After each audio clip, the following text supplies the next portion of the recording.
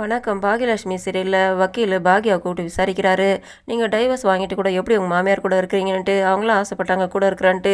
அப்போ உங்களுக்கு உங்கள் மாமியாரை பிடிச்சிருக்குது, ராதிகாவை பிடிக்கல, அதனால தான் அவங்கள கீழே தள்ளி கொலை பண்ண பார்த்தாங்க, அதனால் குழந்தைய கொண்டு இருக்காங்கன்றாங்க.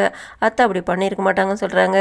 இல்லை, நீங்கள் சொன்னதுலேருந்து தெரியுது உங்களை பிடிச்சிருக்குது, அவங்களுக்கு ராதிகாவை பிடிக்கல, அதனால தான் அவங்கள கொலை பண்ண பார்த்துருக்காங்க, நிஜமாயிடுச்சுன்ட்டு.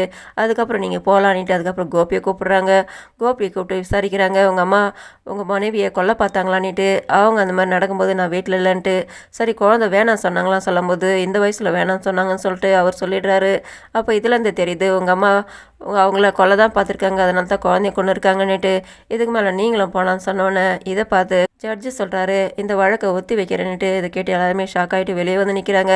பாட்டியை வெளியில் கூட்டிகிட்டு வரலான்னு பார்த்தோம், கூட்டிகிட்டு வர முடியலன்ட்டு வக்கீல்கிட்ட புலம்புறாரு. எல்லாம் அவரால் வந்தது, அவர் குழந்தைன்ட்டு பாட்டியை போட்டு கொடுத்துட்டாருன்னுட்டு, அதனால தான் இது தள்ளி வச்சுட்டாங்க, இல்லாட்டி பாட்டி இன்றைக்கி வெளியில் வீட்டுக்கு கூட்டிகிட்டு போயிருக்கலாமான்னுட்டு கோவப்படுறாரு. எழில் நான் போயிட்டு அவர்கிட்ட சண்டை போகிறேன்னுட்டு வேணான்னா தடுக்கிறாங்க.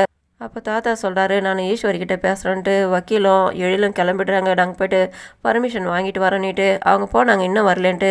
பாக்யா வராங்க. எதிரில் ராதிகா அவங்க அம்மா வந்து நிற்கிறாங்க. உங்களுக்கு கொஞ்சம் கூட மனசாட்சி இல்லையா, அவங்கள பற்றி எல்லாமே தெரிஞ்சுக்கூடும், நேரம் பார்த்து அவங்கள மாட்டி விட்டுட்டிங்களான்றாங்க. அந்த இடத்துல அவங்க அம்மா வந்துட்டு பாக்யா கூட சண்டை போடுறாங்க. நீங்கள் இந்த மாதிரிலாம் பண்ணுவீங்கட்டா எதிர்பார்க்கல, இவ்வளோ மோசமானவங்களா நீங்கன்ட்டு ராதிகா கிட்ட பாக்யா சண்டை போட்டுக்கிட்டு இருக்காங்க. அந்த இடத்துல எழில் வராரு. அவங்ககிட்ட என்னம்மா பேச்சு வான்ட்டு கூட்டிகிட்டு வராங்க. அந்த இடத்துல கோபி வந்து நிற்கிறாரு. இதில் மறைச்சி பார்த்துட்டு கிளம்புறாங்க. ஈஸ்வரியை பார்க்குறத காத்துக்கிட்டு இருக்காங்க. அந்த இடத்துல ஒரு போலீஸ்காரமா வந்துட்டு பாக்யாவை கூப்பிட்றாங்கன்ட்டு, நீங்கள் போய்ட்டு பேசிட்டு வாங்க மாமானோன்னா. இல்லைம்மா நான் போனாக்கா அழுதுடுவோம், நீ போயிட்டு வாமானோன்னா. இவங்க உள்ளே வராங்க. எனக்கு பயமாக இருக்குது பாக்யா, நான் அந்த மாதிரிலாம் பண்ணவே இல்லை, என்னை பழி போட்டுட்டு உள்ளே தள்ளிட்டாங்க, உள்ளே இருக்கிறது எனக்கு பயமாக இருக்குது, நான் உள்ளவே தான் இருக்கணுமானிட்டு. இல்லத்த வழக்கை தள்ளி தான் வச்சுருக்காங்க, அவங்கள நாங்கள் உங்கள் மேலே தப்பு இல்லைன்ட்டு ப்ரூவ் பண்ணிவிட்டு உங்களை கூட்டிகிட்டு போய்டுவோம், நீங்கள் கவலைப்படாதீங்கன்ட்டு இவங்க சொல்லிவிட்டு வெளியில் வராங்க. எதிர்க்க கோபி வந்து நிற்கிறாரு, முறைச்சிட்டு வராங்க.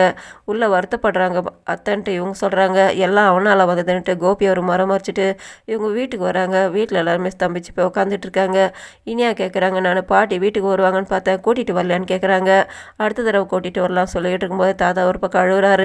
எனக்கு எல்லாமே ஈஸ்வரி தான், ஈஸ்வரி இல்லை என்னால் உயிர் வாழவே முடியாது, அவள் அங்கேருந்து செத்து போயிட்டா, நான் இங்கேருந்து செத்து போயிடுவேன், இதுக்கு மேலே எனக்கு அவள் இல்லாத வாழ்க்கை தேவையே கிடையாதுன்ட்டு இவர் ஒரு பக்கம் அழுகுறாரு. இவங்களாம் சமாதானப்படுத்துகிறாங்க. பாக்யா ரோட்டில் நடந்து வந்துக்கிட்டே அவங்க மாமியாரை நினச்சி வருத்தப்பட்டுக்கிட்டே வராங்க. அவங்க அத்தையை எப்படி வெளியில் கூட்டிகிட்டு வந்து தெரியலன்ட்டு யோசனை பண்ணிக்கிட்டே வந்துகிட்டு இருக்காங்க. இதோட முடியுது. நன்றி, வணக்கம்.